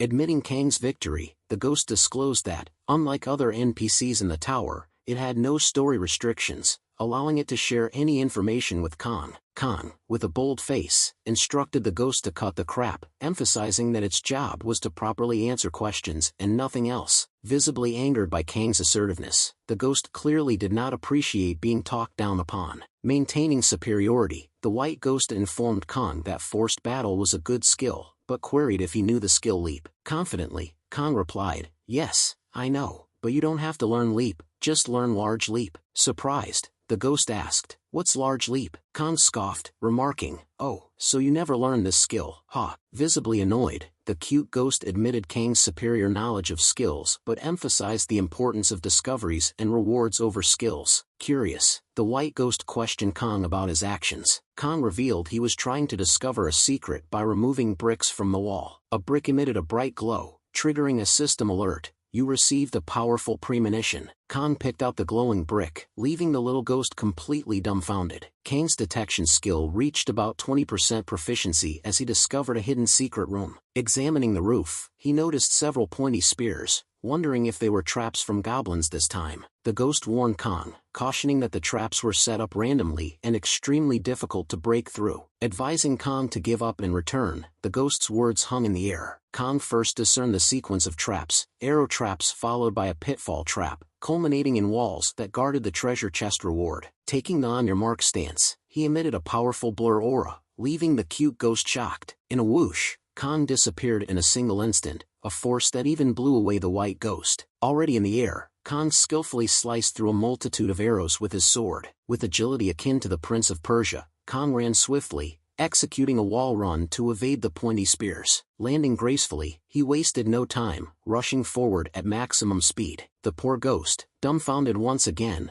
wondered if there was anything Kong couldn't do. In a serious demeanor, Kong noticed the walls closing in, almost touching him. Clenching his fist, the theme music of One Punch Man started playing in the background. For some reason, with a single punch, Kong obliterated the thick walls, leaving the white ghost with a jaw-dropping expression. Kong explained that the walls were crafted by the goblins and differed from the labyrinth's walls. Reminding itself not to say anything, the white ghost watched as Kong pulled down the lever of the secret room. From the treasure chest, Kong acquired a spring-imbued ring, boosting the host's mana by +5. Dumbfounded by Kang's power yet again, the ghost couldn't help but ask, "Who the hell are you really?" Confused, the ghost received an enigmatic response from Kong. "Will you understand if I said it's my second time?" The white ghost, puzzled, replied, "Second time?" Kong dismissed it, saying to forget it if it couldn't comprehend. Kong realized the ghost didn't understand the concept of regression, explaining that to obtain the artifact, one had to go beyond the 85th floor. In the next scene, Kong opened the system window, as 10 days had elapsed, signaling the time to converse with comrades. Inside the communication window, players discussed strategies to defeat the big rat, sharing insights gained after facing it 200 times, finally discerning its movements. As Kong made his entrance, both our waifu and the red-armored guy greeted him warmly. Curious, the red guy questioned why Kong switched from a private window to a public communication window. Kang explained it was to efficiently convey information to everyone. When Kang inquired about their progress, the red guy expressed that it was barely manageable. From those who reached the spring of life, only half could successfully hunt. Upon Kang asking about themselves, the red guy admitted to fleeing after a brief encounter with the giant rat. Our waifu shared a similar sentiment, acknowledging her current lack of strength against the giant rat and actively seeking alternative strategies. Coughing loudly to gather attention, Kang assumed a serious demeanor, revealing the purpose behind gathering the solo-level players, to discuss skills. The red guy, raising his hand, questioned the relevance of skills at their current level. He argued that learning new skills seemed pointless when struggling to clear level 1 with low stats. Waifu added that even if they had learned about obtaining skills upon entering the tower, they wouldn't know how to apply that information. Despite their skepticism, Kang insisted they listen, emphasizing the information's importance. Another player earnestly thanked Kang, but he urged them to listen first before expressing gratitude. All solo players listened attentively. Kang began by introducing the easiest skill, reduce pain. Pointing to his arm, Kang instructed them to stab a sword into it, all the way through. With a dead serious expression, Kang asked if they had worn out blades, guiding them to puncture it to the bone to unlock the skill. A frightened look swept over the entire room, visible on everyone's faces. The anxious group of players hesitantly replied, questioning if Kang genuinely wanted them to harm themselves. Kang quickly responded, pointing out that the fountain of vitality was right next to them. So what was the issue? Elaborating further, Kang clarified that by engaging with the formidable rat in such a condition, they could unlock a skill called Unyielding Resolve, allowing them to combat while disregarding injuries. This disclosure left the group of players alarmed and bewildered, pondering if Kang intended for them all to face severe consequences. Undeterred, Kang assured he would continue, urging everyone to pay attention. Next, he explained how to attain the skill Unbreathe. He suggested jumping inside the fountain of vitality and holding their breath until just before they reach a critical state. The room was filled with extreme unease. Continuing, Kang elucidated the skill Endure, which neutralizes attacks that lead to severe consequences. To acquire this skill, they had to engage with the substantial rat 30 times while at 1 HP. Apprehension and disillusionment among the players kept escalating after hearing Kang's revelations. Realizing that acquiring skills required extreme actions, the concerned players understood they could not undertake such challenging feats. Kang assured them that he wouldn't force anyone, emphasizing it was their choice whether to undertake the extreme methods or not. Realizing he was the sole regressor among them, Kang understood that, for the others, life had been about drinking chicken and eating beer while comfortably playing video games. Living in such a relaxed manner made the extreme measures Kang proposed seem too much to ask for. Our waifu, searching for alternatives,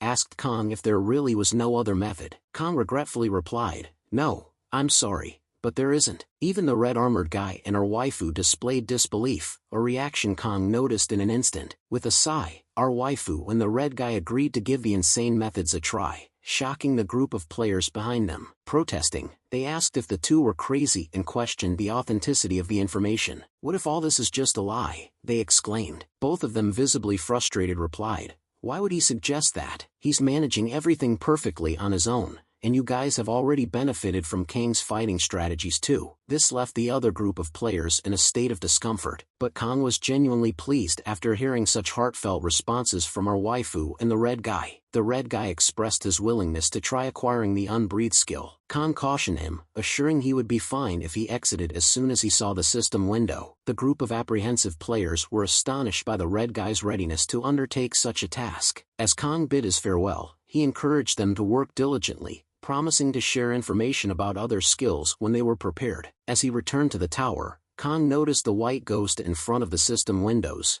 clearly displeased with him. Kang explained to the ghost that sharing information was important, but the ghost remained indifferent, urging Kang to clear the floor quickly. They stood in front of the gate, prepared to hunt the boss of the floor. Uncertain, Kang asked if it was truly the end of the second floor. The ghost confirmed and instructed Kang to hurry. Kang opened the red door, facing whatever challenges awaited him with confidence. Inside, a goblin wielded a peculiar staff emitting purple magic. A wild goblin charged at Kang at full speed, with another goblin trailing behind. Kang blocked the attack with his wooden shield, sustaining no damage. He then forcefully slammed the green goblin to the floor, freeing it from life's sufferings. However, the cute ghost was displeased with Kang's fighting approach. In the next scene, the mage goblin cast a magic skill with its purple staff. The ghost warns Kong, emphasizing the need to deal with the mage goblin first, or else he would be at a massive disadvantage. Kong confidently replies, "I know that, relax, I've got it." Kong remains confident in his actions as the mage goblin throws purple magic at him. In the scene, Kong gets hit by the purple magic as he makes no attempt to dodge, facing it head-on.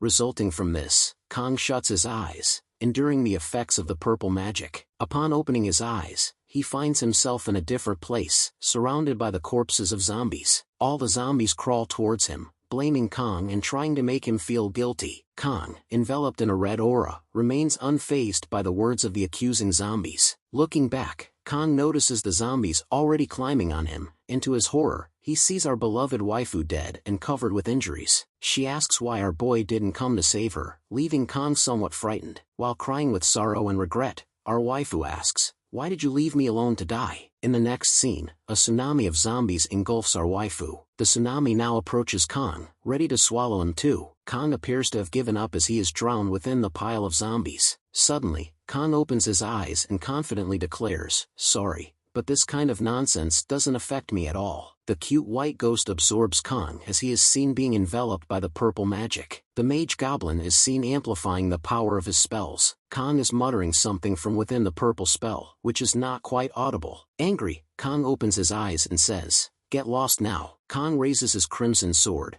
breaking the spell, and a system notification pops. "You endured with iron will." The white ghost is surprised as Kong has managed to endure the mental attack. The mage goblin makes weird noises, astonished at how Kong broke the spell. Undeterred, the mage goblin activates the skill Madness again, but Kong ignores it this time with iron will. Kong flicks away the incoming spell with his hands, asserting that it won't work now. Worried, the mage goblin activates another spell called Cure. However, the spell has no effect on Kong, as mental attacks are now completely ineffective against him. Kong grabs the mage goblin by his neck, crimson sword in the other hand. Having endured numerous magical and mental attacks, Kong obtains 2 new skills, magic resistance and mental resistance. He finishes off the mage goblin as there is nothing left to learn. Our cute ghost is shocked at how Kong managed to endure a mental attack with sheer willpower, realizing that not even he could do that in his prime. The ghost had planned to control our boy, revealing information little by little, but now sees Kong as an uncontrollable nutcase. Who the hell is he? The ghost wonders.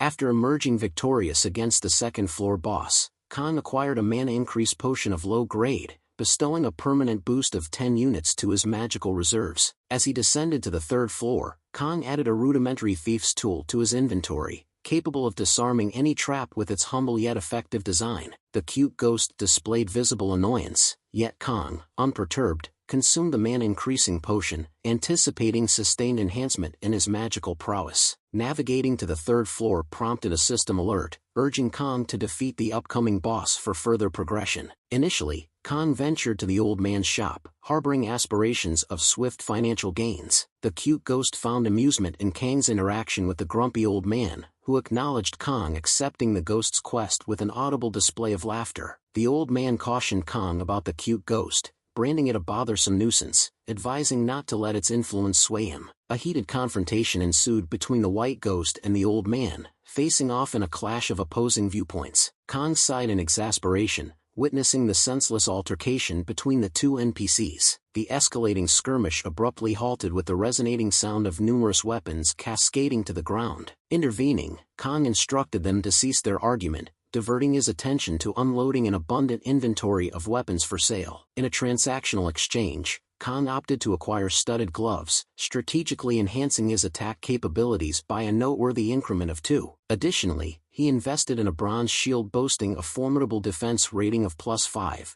leaving Kong visibly content as he wielded it with a satisfied demeanor. Adding to his arsenal, Kong procured a pendant known as the Pendant of the Strong One, effectively bolstering his attack prowess by an additional +2. The cute ghost, taken aback by the seemingly exorbitant prices of these acquisitions, couldn't help but be shocked, perceiving the transaction as potentially resembling a dubious scam. The persistent tension between the cute ghost and the grumpy old man lingered, persisting at a heightened level, even as Kong intervened, urging them to cease their dispute before announcing his departure. Undeterred, Kang continued his journey to the third floor, where the scenic surroundings captivated his attention with their breathtaking beauty. Curious about the animosity directed towards the old man, Kang inquired of the white ghost about the source of his disdain. The ghost, with an annoyed tone, retorted, questioning what there was to like about the elderly figure. The white ghost, in a tone tinged with caution, warned Kang against placing trust in the old man, suggesting that the seemingly grumpy character might turn against him at any given moment. Further unraveling the mysterious background, the ghost revealed instances where the old man had betrayed and turned his back on players in the past. Kang, absorbing this information, assured the ghost that he would keep it in mind, but his contemplation was abruptly interrupted by the looming shadow of an enormous monster. To his surprise, the monstrous silhouette materialized into a group of goblins wielding magic staffs and swords, driven by a fervent desire to meet their supposed deity as swiftly as possible. Baffled by the goblins' apparent eagerness for self-destruction, Kang delivered a formidable blow to one goblin's chin, sending it soaring akin to Team Rocket's escapades in Pokémon. Sporting a devilish grin and hands casually tucked in his pockets, Kang ruthlessly dispatched the goblin as its companions scampered away. Kang, visibly irked by the perceived feebleness of third-floor monsters, unleashed a massive bomb, decimating nearly all goblins in the vicinity with a single explosive display. The overwhelming power displayed by Kang even terrified the white ghost, who witnessed the spectacle in awe. Swiftly and efficiently, Kang cleared the area of goblins at a remarkable pace, leaving both the ghost and the remaining monsters astounded. Despite Kang's rapid progress, the white ghost expressed trepidation,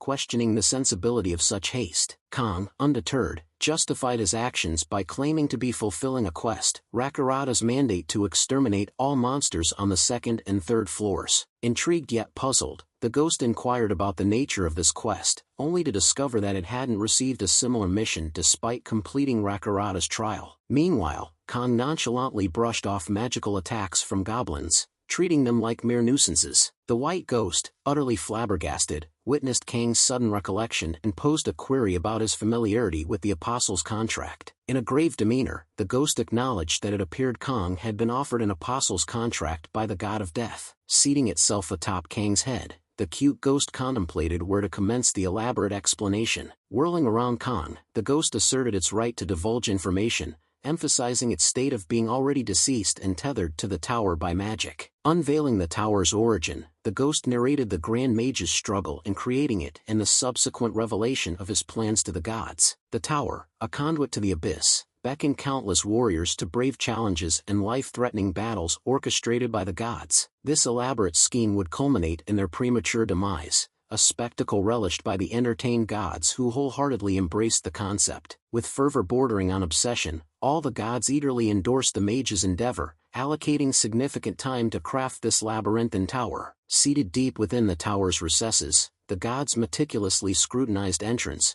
conducting trials and assessments to gauge their inherent value. In instances where the gods harbored a distinct interest, they extended the coveted apostles' contract as a testament to their favor. Facing this revelation, Kang sought the ghost's insight, questioning whether this intricate system was inherently benevolent or malevolent. Should you choose to embrace the role of an apostle, abundant abilities await, bestowed generously by the favoring god who might even exceed their own gains. However, this boon comes at a price: the surrender of your soul to the god, and the disdain of other gods who harbor a distaste for apostles. Each god within the tower craves something distinct, adding complexity to the relationships between mortals and deities. Rakarada's, the god of death, is particularly contentious, earning enmity from numerous gods who perceive his actions as a disgraceful aberration. Once ensnared in the apostles' covenant, obedience becomes paramount. Refusal of a divine order is an inconceivable transgression. Contemplating the consequences, Kang leaned towards avoiding the apostles' path, recognizing that the tower presented an alternative, a wish granted upon its triumphant completion. Recalling Waifu San's granted wish, Kang speculated on whether she sought an item facilitating time regression. Contemplating Waifu San's wish, Kang speculated that she might have aspired to rescue Earth, explaining the bestowed item for time regression. Nonetheless, Kang found himself engulfed in a bewildering state of anger and confusion,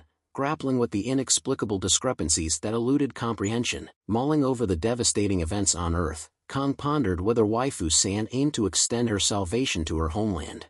Transitioning to the next scene, Kang is seen opening a trap with the assistance of magic keys. Upon successfully disarming the trap, Kang acquires the skill Disarm Trap, activating it at a mere 1% proficiency. Kang applies the Disarm Trap skill to the walls, all the while being observed by the white ghost. A yellow beam of light shoots towards Kang, accompanied by a system alert that states, "You failed to disarm traps." Simultaneously, the ghost perceives this as a somewhat pointless activity. Initiating a shout, the white ghost recalls Kang's previous ability to discover a secret room in a single attempt. The annoyed ghost questions the necessity of using skills when brute force could suffice. Kang expresses uncertainty about the malfunctioning skill, stating that he doesn't know why it's not working. He adds that he was unaware of a secret room on this floor. Kang also mentions, "I don't know where, how, or when something useful will drop, so I'll be taking everything I can." The ghost is genuinely shocked by Kang's diligent attitude. Observing Kang's earnest efforts, the white ghost realizes the kind of man Kang is. The ghost reflects to himself that this attitude is what he lacked, leading to his demise before. Yawning, Kang finally secures the reward,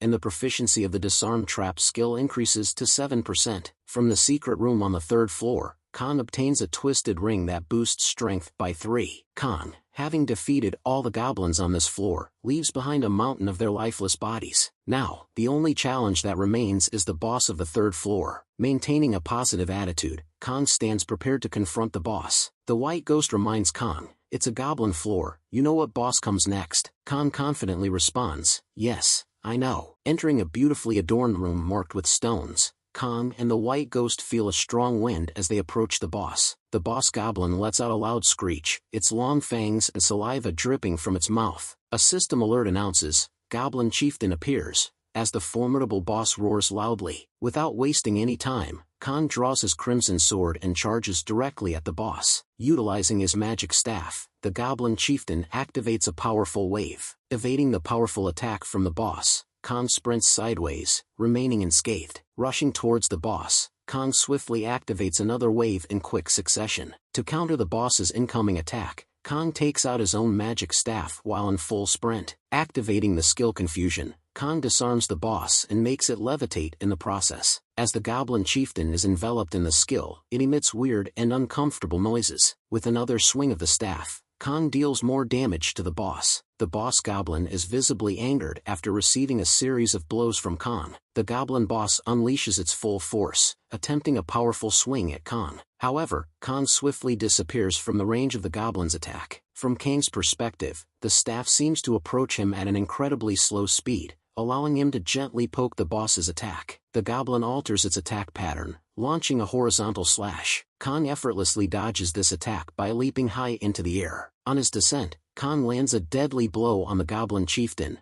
dealing fatal damage. At this point, the white ghost is already yawning, remarking, "It happened as I accepted." As Kang steps on the defeated goblin boss, a system alert pops up, confirming that Kang has successfully hunted the boss of the 3rd floor. Kang is bombarded with system notifications, revealing that all his abilities have been upgraded. As a reward, Kang obtains a low-grade vitality increase potion, gulping it down in one go. He also acquires the worn-out wooden staff that the Goblin Chieftain used in the fight. The little ghost comments that Kang got lucky, as it's rare to find items containing the power of magic, even though it is faint. "Why is it lucky?" Kang inquires. The ghost replies, "The staff allows you to use magic." Shocked by this revelation, Kang exclaims, "Wait, I can learn magic?" The white ghost is even more astonished, saying, "Wait, you didn't know you can use magic? If monsters can use magic, so can you." All this time, Kang had believed he could use magic through magic items, similar to Waifu Sam. He asks the ghost, "How can I learn magic?" The white ghost explains, "It's simple. You either discover the concept on your own or learn it from someone else." Kang initially thinks learning from someone else is impossible. However, he realizes that maybe he can learn magic from the NPCs. Now it all makes sense to Kang since NPCs in the solo mode are former players themselves. Kang considers that maybe, even after clearing the solo mode,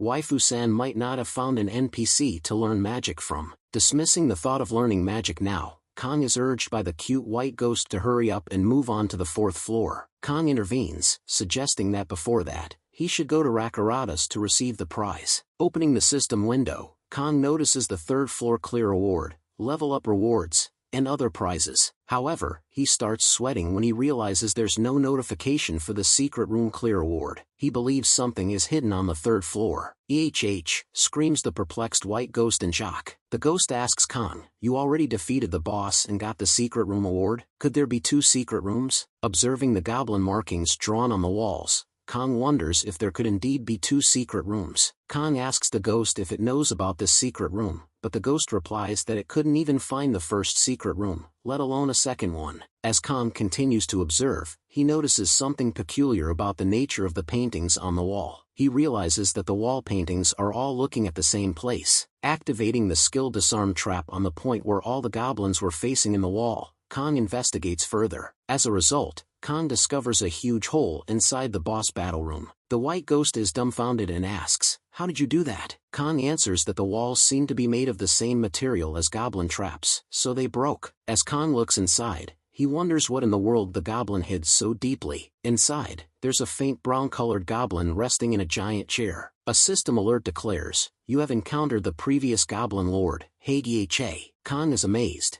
as it's his first time seeing a monster with a name. The white ghost is worried, asking, "What on earth is a Lord-class monster doing on the 3rd floor?" The white ghost is sweating bullets with fear. The Lord-class monster reaches towards its giant sword. Its eyes bulge out, and despite having nails longer than Orochimaru's, it tightly grips the sword while remaining seated. The Lord-class goblin speaks, "I do not resent you. You two are nothing, being dragged around like toys for their pleasure. However, I am in existence given a role of a monster here," as it menacingly raises its sword. In the very next second, with a single attack, the Lord Goblin slashes a giant red swing. Kong is terrified by the Lord Goblin's power as the sword is centimeters away from reaching his neck, and this is how this chapter ends. Kong is sweating heavily, finding it hard to believe the extent of the damage caused by a single sword swing. All the marbles on the roof were swiftly chopped away by that one attack. As it turns out, Kong managed to survive narrowly, thanks to activating the skill sliding. The sword attack just grazed above his head. Terrified,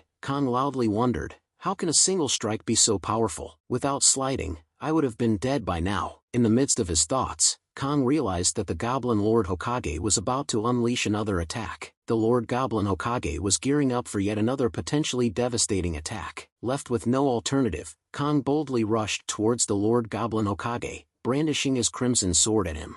Their swords clashed with a resounding heaviness, echoing like the explosive force of a nuclear bomb. Even at his utmost power, Kong found himself unable to move Lord Goblin Hokage for even an inch. Struggling to hold his ground, Kong could barely keep his footing as Lord Goblin Hokage twisted the grip of his sword. To Kang's surprise, the swing of the sword resulted in him being completely flung out of the manga panel. Overwhelmed by Lord Goblin Hokage's strength, Kong pondered, "My strength stat is 37, on easy mode, yet it was sufficient for me to easily conquer the 69th floor." Barely halting the momentum of the last attack with his sword, Kong admitted, "I can't handle him at all." Even the cute little ghost remarked on Kang's predicament. Yet, Lord Goblin Hokage was far from finished. While Kong grappled with his struggles, the goblin leader prepared for another impending attack. In that very moment, Kong contemplated the advantage he might have in close combat, considering the Lord's weapon was a large sword. In a swift motion, Kong successfully closed the distance to the Lord Goblin,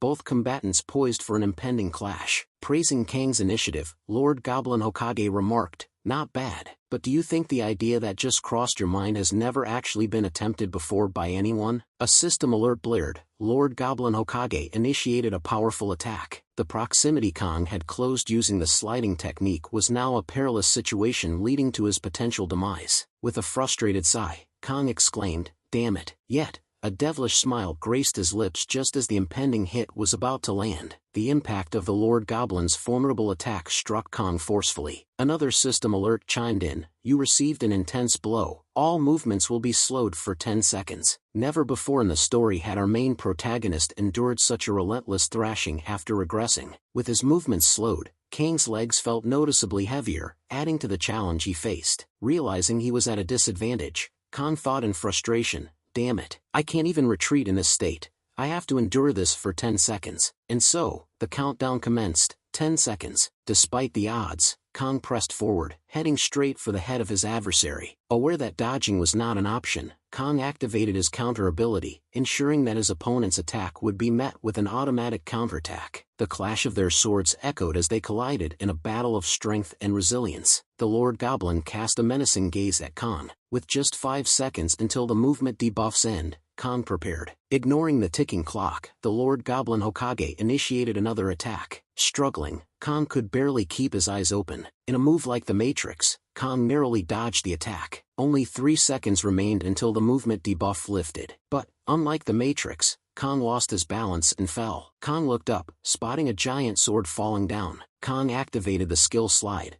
escaping the barrage again. Khan bled and suffered 48 damage. As the timer hit 0 seconds, movements were gone. Khan quickly hopped out of danger. The deadly goblin glanced to the side. He noticed Khan had jumped behind him. The pale ghost exclaimed, "That goblin isn't a foe you can face. For now, escape and leave this floor. We'll return when you're stronger." Despite Kang's panting, he insisted, "And oh, I must complete this." In surprise, the ghost questioned, "What?" It scolded him, "That's a lord? You're aware it's unbeatable, right?" Raising its voice, the ghost declared, "The monster won't just disappear." Kang, determination in his eyes, boldly stated, "If I prioritize safety, I'll gain nothing. When the floor reward comes, it's sure to be reduced." Khan clarified, "We can move between floors freely, but when the player advances, second floor rewards shrink, experience and gold drop to a fifth. Special awards vanish." With courage, Khan stood up, saying, "To claim all the rewards on this floor, I must."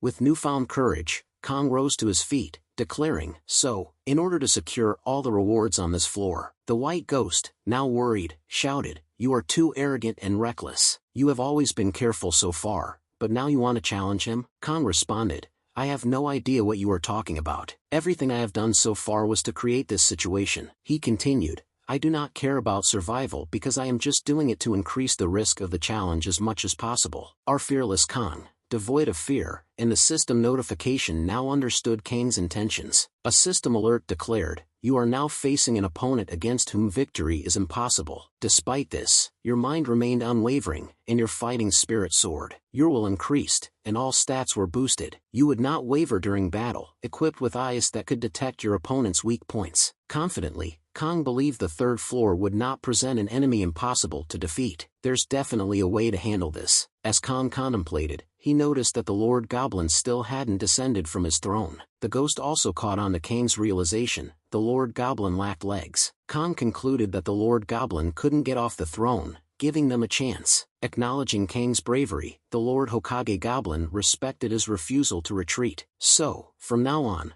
I will actually be serious with you for once," declared the goblin. In a cocky tone, the goblin added, "How will you face me now, warrior?" Violating the wall with his majestic hand, Kang activated the skill UNBREATH. Gathering all his strength, Kang prepared for a powerful punch. With a resounding BAM, Kang shattered the wall in front of him with a single punch. The entire roof began to shake and collapse. "Marvelous!" exclaimed the Lord Goblin as he observed everything about to tumble down. However, with a single attack, the Lord cleared all the debris falling upon him. The Goblin leader remarked, "Good job, but unfortunately for you, it doesn't hurt. The collapsing rubble should be falling on you." Kang. Undeterred, Kang raised the magic staff to activate the skill Confusion. The Lord immediately found himself covered in the spell of confusion. Kang then began to summon fire with his magic staff. Arrows and fireballs surrounded the Lord, but he remained unfazed, wondering if they would even hurt him. The spell Nightmare failed to affect the Lord Goblin.